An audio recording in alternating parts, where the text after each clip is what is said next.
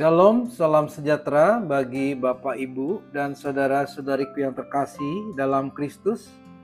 Hari ini kita akan melanjutkan tentang buah roh yang kelima, yaitu kemurahan.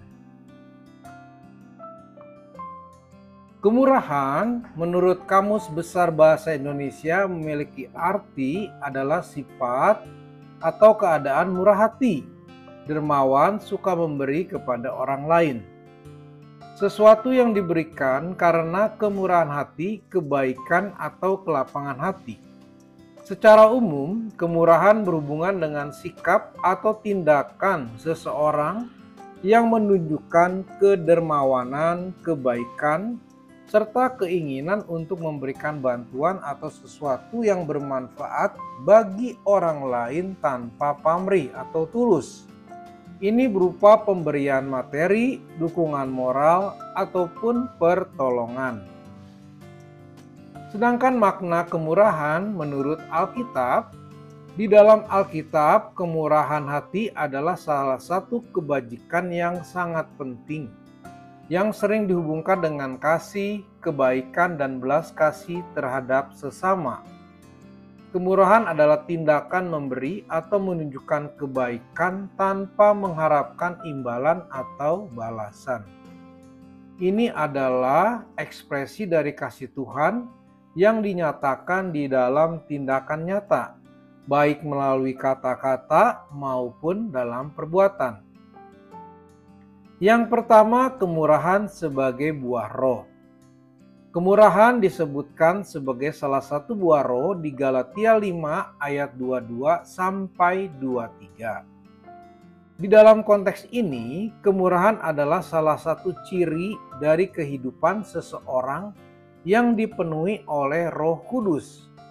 Ini berarti orang Kristen yang dipenuhi oleh Roh akan menunjukkan kemurahan hati sebagai bagian dari karakter mereka.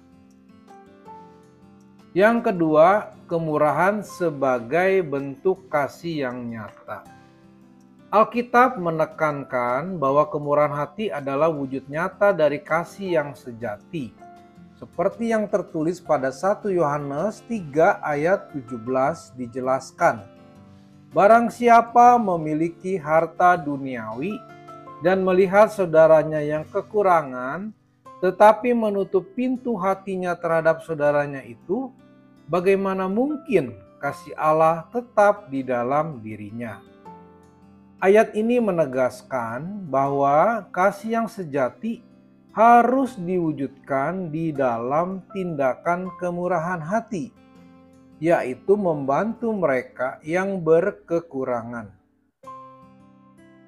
Yang ketiga, Tuhan sebagai teladan kemurahan. Kemurahan merupakan atau mencerminkan sifat dari Tuhan.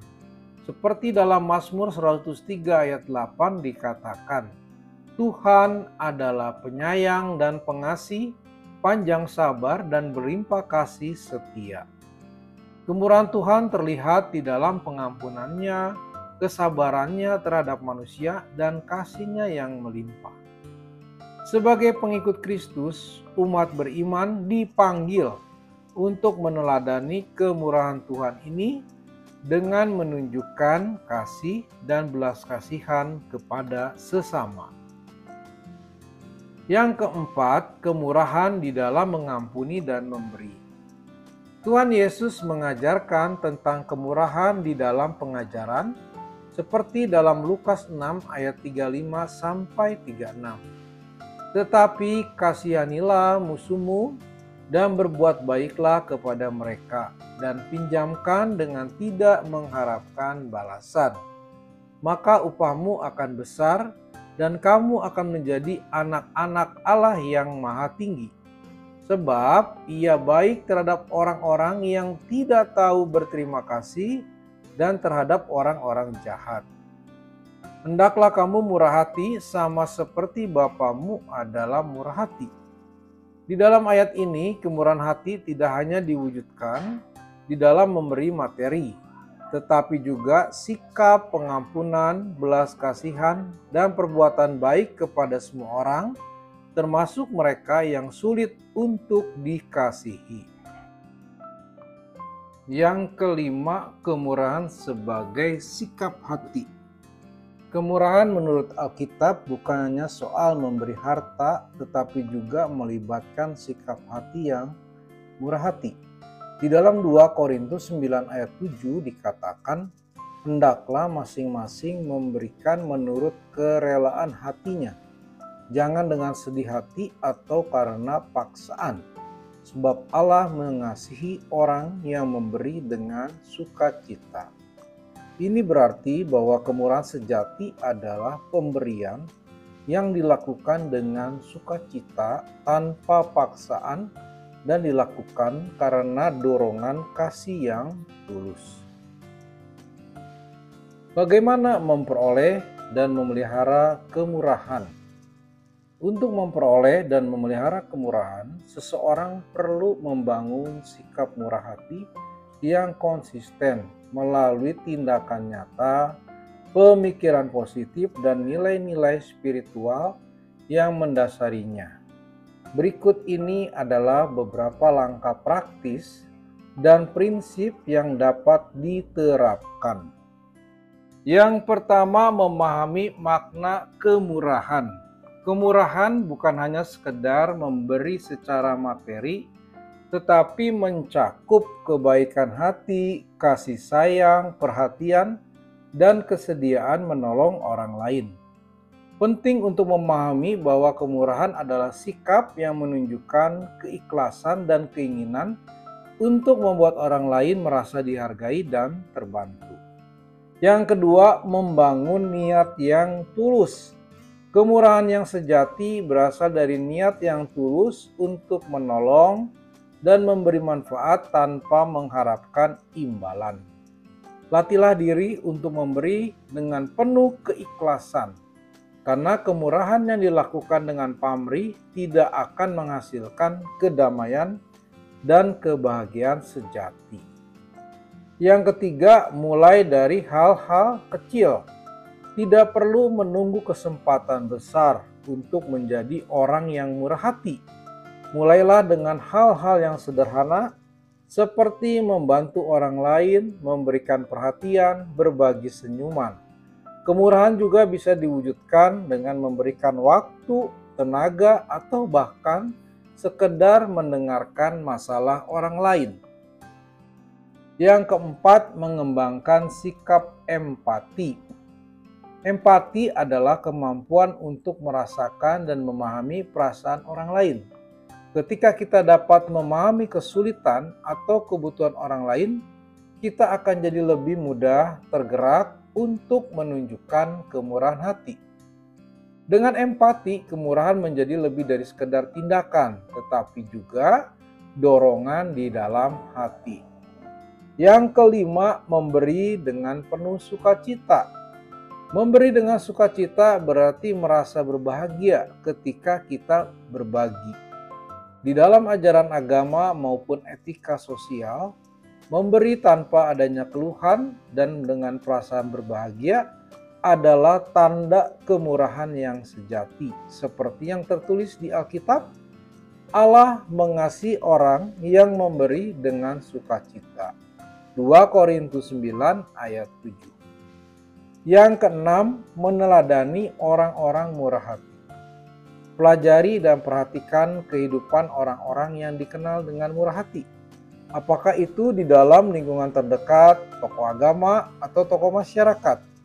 Perhatikan bagaimana mereka membantu orang lain, mengatasi kesulitan dengan hati yang lapang, dan tetap rendah hati saat mereka memberi. Yang ketujuh, menghindari sifat mementingkan diri sendiri. Sifat egois atau terlalu mementingkan diri sendiri dapat menghalangi sifat murah hati. Latihlah diri untuk lebih peka terhadap kebutuhan orang lain daripada hanya fokus pada diri sendiri. Bersikap rendah hati dan tidak sombong akan membuat kemurahan hati tumbuh dengan lebih alami. Yang kedelapan, mengembangkan kesabaran dan kelembutan. Kemurahan hati seringkali diuji ketika kita berhadapan dengan orang yang sulit atau dalam situasi yang menantang. Untuk memeliharanya perlu kesabaran, kelembutan, dan pengendalian diri. Ketika seseorang mampu bersikap murah hati di dalam kondisi yang sulit, ini menunjukkan kekuatan karakter yang sebenarnya. Dan yang kesembilan, mencari peluang untuk berbuat baik setiap hari. Setiap hari adalah kesempatan untuk menunjukkan kemurahan. Latihlah diri untuk mencari peluang baik kecil maupun besar untuk menolong atau berbuat baik kepada orang lain. Misalnya membantu tetangga, menolong rekan kerja, atau sekedar memberi pujian tulus kepada seseorang. Sebagai kesimpulannya, kemurahan hati di dalam Alkitab adalah bagian dari karakter ilahi yang harus dicontoh oleh umat beriman. Ini mencakup pemberian materi, kesediaan menolong, sikap pengampunan, dan belas kasih kepada semua orang, termasuk mereka yang mungkin tidak layak menurut standar duniawi. Dengan sikap murah hati, seorang Kristen mencerminkan kasih Tuhan dan menunjukkan bahwa mereka adalah anak-anak Allah yang berbelas kasih dan penuh kasih. Dengan langkah-langkah di atas, seseorang dapat memupuk, memelihara sikap kemurahan hati secara konsisten, sehingga menjadi bagian dari karakter yang melekat di dalam kehidupan sehari-hari. Kita akan belajar dari tokoh-tokoh dari Alkitab, bagaimana mereka melakukan teladan kemurahan. Salah satu tokoh keteladanan dari kemurahan hati adalah kisah daripada janda miskin yang bisa kita lihat dalam Markus 12 ayat 41 sampai 44. Di mana dalam kisah ini ketika Yesus duduk di dekat peti persembahan bait Allah dan mengamati orang-orang yang memberikan persembahan mereka. Banyak orang kaya memberikan jumlah besar. Tetapi seorang janda miskin hanya memberikan 2 keping receh. Namun Yesus menyoroti persembahan janda miskin ini sebagai persembahan yang paling berarti, karena ia memberikan segalanya yang dia miliki, sementara orang kaya memberikan dari kelebihan mereka. Kisah ini mengajarkan kepada kita arti sejati dari persembahan yang tulus. Terkadang kita cenderung mengukur nilai persembahan atau kemurahan hati seorang dari jumlah uang atau materi yang diberikan. Namun yang lebih penting, Tuhan adalah melihat sikap hati seseorang di dalam memberikan. Persembahan yang datang dari hati yang rendah hati dan penuh iman lebih berharga di mata Tuhan dibandingkan dengan jumlah besar yang diberikan tanpa adanya keikhlasan. Demikianlah Bapak, Ibu, dan saudara-saudariku yang terkasih dalam Kristus. Materi hari ini semoga bermanfaat bagi kita semua. Tuhan Yesus memberkati. Amin.